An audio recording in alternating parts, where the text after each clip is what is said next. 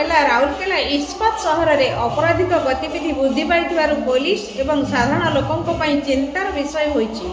विशेषकर 4 दिन में 4टी हत्याकांड जो लोक मैंने असुरक्षित अनुभव करुवा अभियोग होइछि।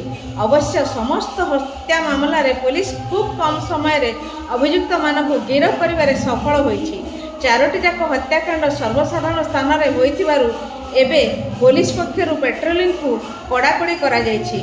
एहा छड़ा विभिन्न थाना एरिया रे सर्वे साधारण स्थान में मद्यपान करुवा युवक मानक धरी थाना को अणा जाउछि। विभिन्न होटेल तथा अन्य स्थान में बेआईन मद बिक्री उपरे चढ़ाऊ करा जाउछि।